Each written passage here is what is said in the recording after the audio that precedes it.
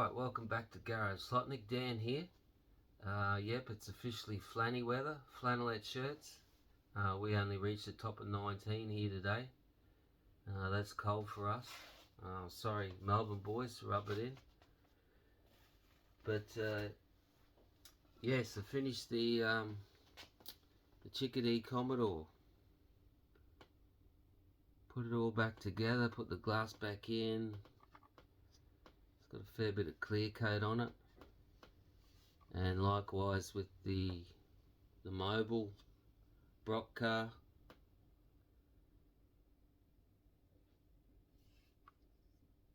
So yeah, we've got slotted F22 tyres on there. You see how shiny they are, nice and sticky. So I could do this car because I had the leftover BBS wheels from my 87 Spa conversion, and I ordered a Scalextric under tray for the VL Commodore, and it comes with a 89 disc wheel. So I painted that up white, so we've got the look of the BBS disc. And while I was at it, someone suggested on my Spa video to paint the BBS white, so I did that for this car, and that's come up really well. So I think Brocky did a lot of the race with a white BBS. I think he started the race with the gold one, so he had no shortage of rims, I guess, for a 24-hour race. The reason I chose to do this Bob Jane livery and not the later orange one, which was Sebring orange, was because this is the first VL car to debut on the Australian series. So Gricey was the first to bring out the VL. It was supposed to be Brock, but he had that split with Holden, and to raise money he had a big fire sale at Calder, and through a proxy buyer, Alan Moffat bought the car for $150,000, and he took it overseas. So Moff was he was doing quite well over there. He won Monza after M3s were disqualified, and he had Neil Lowe now, who left Brock with the split. So they knew how to tune the cars up, but these Aussie guys, they really struggled for the first few rounds. And I think it was all about the tyres with this new lower front end on the VL compared to the more flat fronted VK. They couldn't get the tyres to grip, and they were messing with radials and cross plies and all sorts of things. And apparently Neil Lowe, he wouldn't give away any secrets. He said, oh, they'll work it out eventually. And come Sandown and Bathurst, the VLs were working, and they were back to speed. But the Chickadee VL actually debuted at Lakeside, and the reason I wanted to do the car is because I was actually at the race. And here's a photo my dad took. The only photo we got, unfortunately, but here it is in the pits. So that was April 1987, I think. Yeah, we used to go to Lakeside every year. I think we went from 86 to 97. I saw Brocky's last race there. And yeah, such a great track, great times, good hanging with my dad. So there's plenty of info about the start of the season in this old Bathurst book here. These go pretty cheap on the old eBay, but I'll just show you a picture.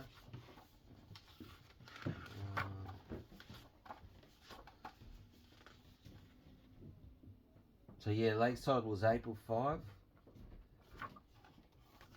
and there's Gricey coming over the hill at Lakeside. So that's exactly how I remember seeing it. I think I must have known he was debuting because I used to buy the Auto Action magazines, and I still remember to this day being, the excitement of seeing the latest Commodore, a new model Commodore racing. Alright, so that's enough chit chat for now about the Commodores. I love delving into the history, as you all know.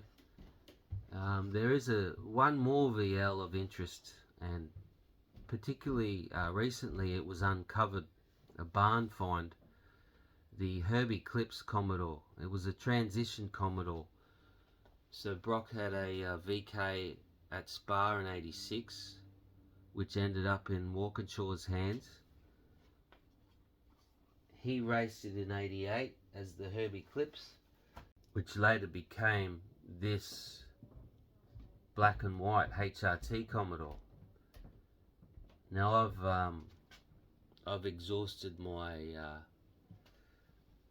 Commodore collection now, but if anyone is keen on doing the Herby Eclipse Commodore, you can get the decals at Paddo, and if you use the Marlboro Rover wheels, you can recreate that car, especially any guys in the UK who might have seen that car racing. We didn't see a lot of footage of it, but it's a pretty important car in the history of the VL Commodore. So yeah, as I said, enough talk. Let's do some racing of these VL Commodores.